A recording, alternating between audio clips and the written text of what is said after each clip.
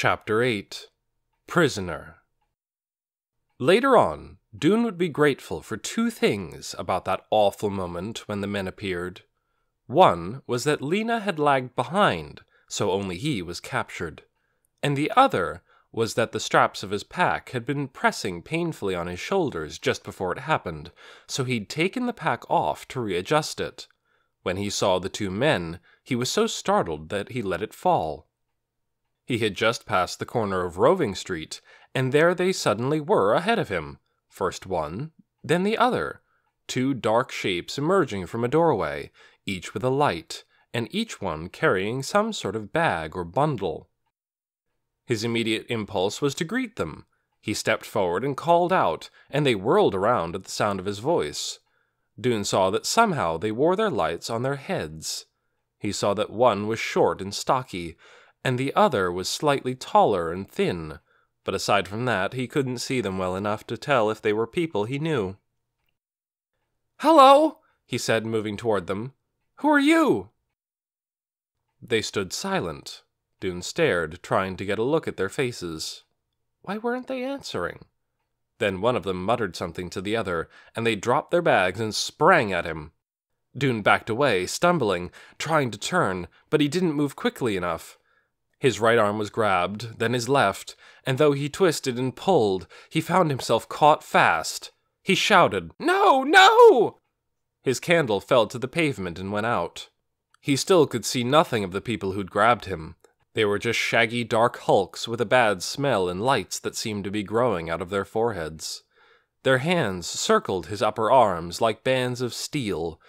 The person on his left spoke. "The question is," he said, "not who are we, but who are you? You're the trespasser." Dune tried to pull away. "Let go of me!" he cried, but the two men were strong, though they were hardly taller than he was. "Don't struggle," said the one on his right, "or we'll twist your arms off." "York, you muttonhead, shut your mouth," said the one on the left. "We're not twisting off any arms. Just march him this way and be quiet." Dune knew at once that these were not people of Ember. Though he hadn't known every single citizen of his old city, he knew there was no one who sounded like these two, or had lights like theirs either. Now that they were right next to him, he saw that each of them wore a kind of lantern, a cap with a tube attached to the front, and in the tube a candle, like a glowing horn. The candles cast weird, downward-pointing shadows on their faces, but Dune could tell that the shorter man was older and hairier than the taller one, and the taller one had either a small mustache or a shadow beneath his nose. Dune's mind went in crazy zigzags as they dragged him along. He opened his mouth to call for help from Lena, and then snapped it closed again. No, he couldn't let them know she was here. She could help him only if she wasn't a prisoner, too. "This is our place, boy," said the man on his left, the older one. "We run it. No intruders allowed, and no sightseers. You're gonna have to explain yourself." "Somebody must have come with him, Pa," said the one on his right, who had a high, whiny voice. "A kid wouldn't have come down in such a place alone." He gave Dune's arm a vicious squeeze. Dune yelped. "Don't hurt him, Yorick, you brainless bucket," said the one called Pa. "We can use him. Don't want him crippled." He tugged Dune's other arm. "So who came with you, boy? We know you didn't come alone." "I did come alone! I'm by myself!" Dune shouted at the top of his voice, hoping Lena could hear him and wouldn't come flying to his rescue. "Stay hidden," he thought at her. "Help me, but don't let them see you." "No need to yell," said the older man. "We're not deaf." But Dune was desperate to let Lena know that she mustn't come after him. She wouldn't be strong enough to get him free. They'd only capture her, too. She needed to go back to Sparks for help. He had to tell her that somehow. He could think of only one way to do it. They turned down Otterwell Street. Dune threw himself into a frenzy of yanking and pulling and retching, at the same time yelling up a storm. "Get away from me!" he cried out, making the first two words much louder than the second two. "I want to go home! Get your hands off me!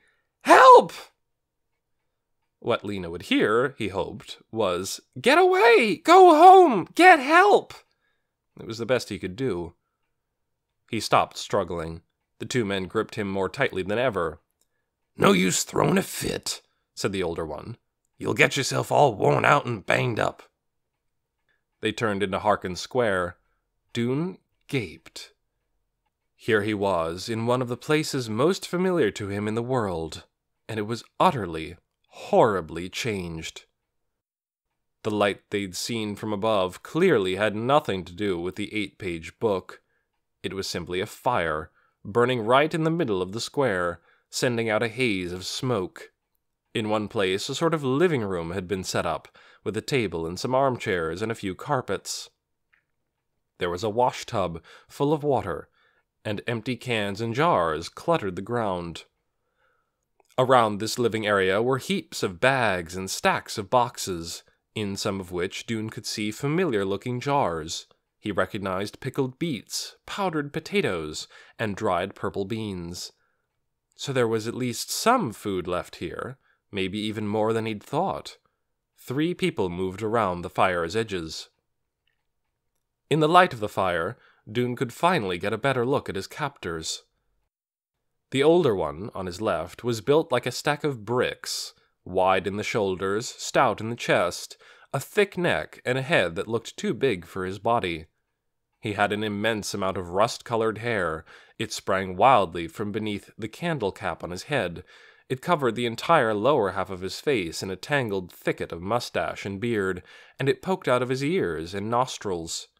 His eyebrows were like the eaves of a thatched roof overhanging his eyes.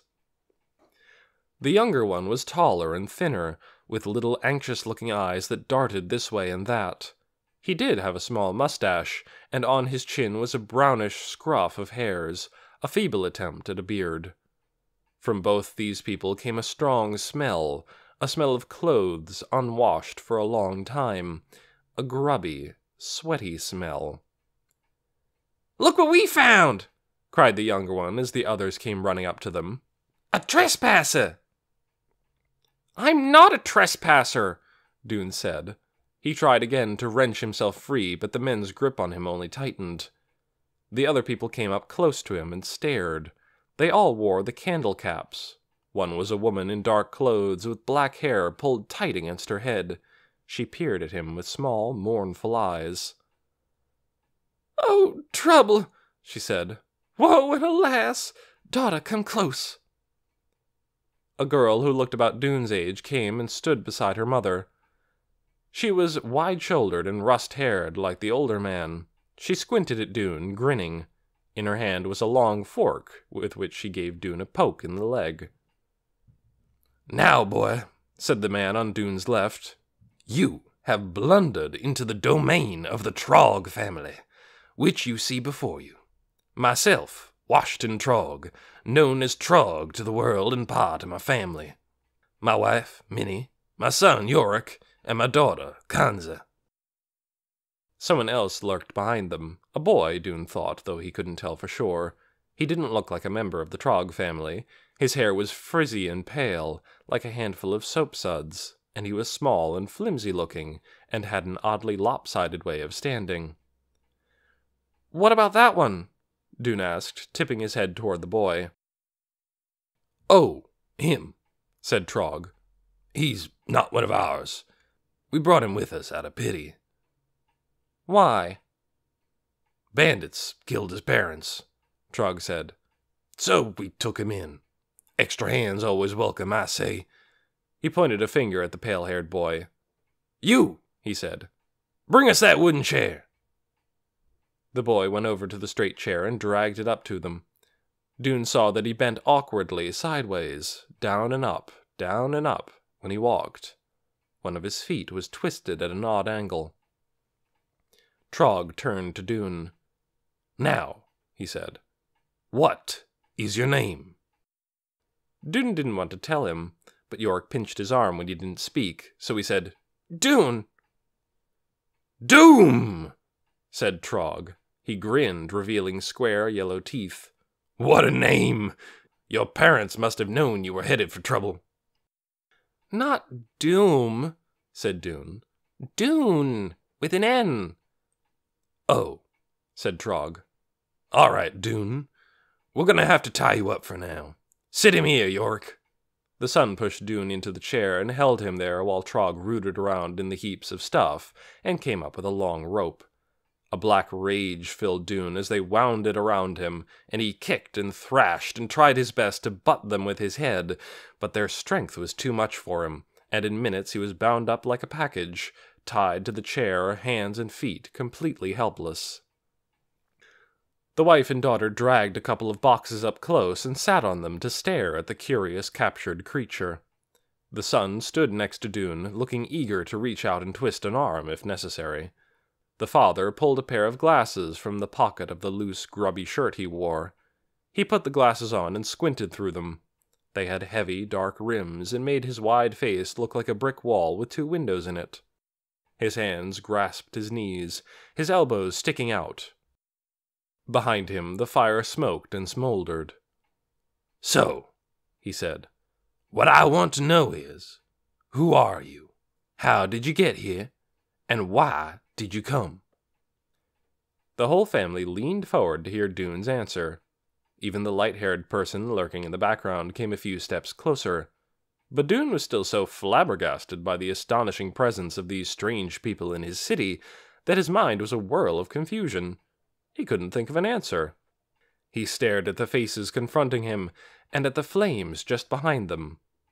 It was like being in a bad dream, the kind where you're in some familiar place, your own bedroom or your schoolroom, that has been strangely changed so it doesn't look like itself. Worse, it doesn't feel like itself. That was how Harkin Square felt now. Where there used to be glowing street lamps and people crossing the wide space on their errands, there was this savage fire and this strange and terrible family. "Speak up!" cried Trog. "Explain yourself!" Dune stumbled over his words. I just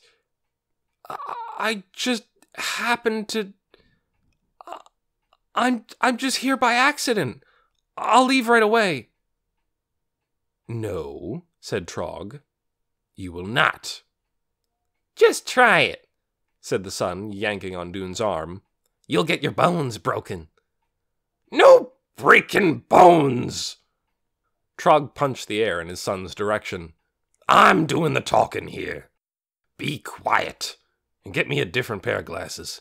I can't see right through these." He yanked them off.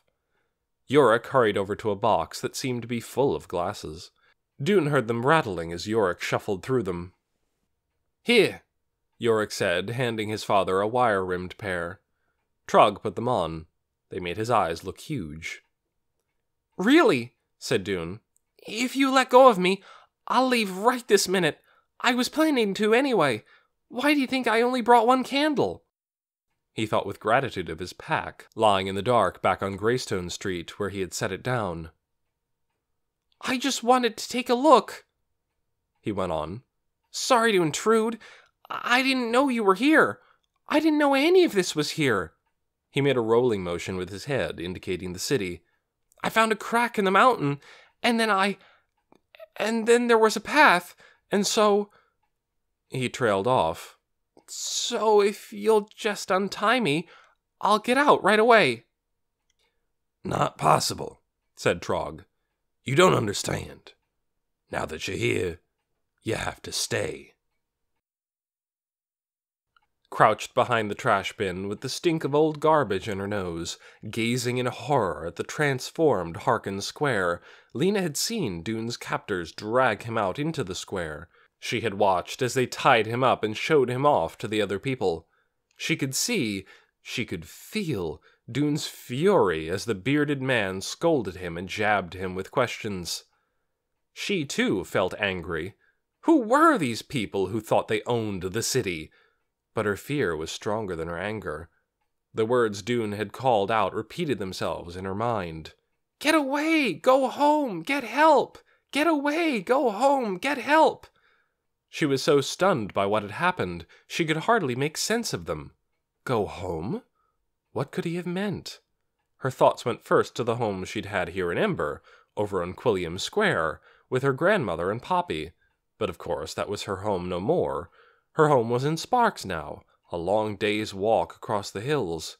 Could Doone really mean that she should go back there? Back out through the unknown regions, back across the planks that bridged the pit, back up that long, long path? She hid behind the trash bin until her legs began to ache from holding so still.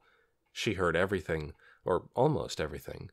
Sometimes the voices were too low or were drowned out by a burst of crackling from the fire, but she heard enough to know that these people had taken over her city and had captured Doone, and did not intend to let him go. There must be some way to rescue him without going back to Sparks for help. Ideas sped through her mind. Could she make a noise and get the Trogs to run after her, giving Doone time to untie himself and escape? No, because surely they wouldn't all run after her. Someone would be left behind to guard the captive. Besides, how could Doone untie himself? His hands were bound. Could she dash out there, taking them all by surprise, and untie Doone and run off with him? No, because the untying would take too long, and they'd just capture her, too. Could she wait and watch, and hope for a chance to free him some other time? But when would that be? It might take days and days. She might never get the chance. There was no other way. To get help for Doone, she'd have to go back to Sparks. All that distance, and fast, and by herself.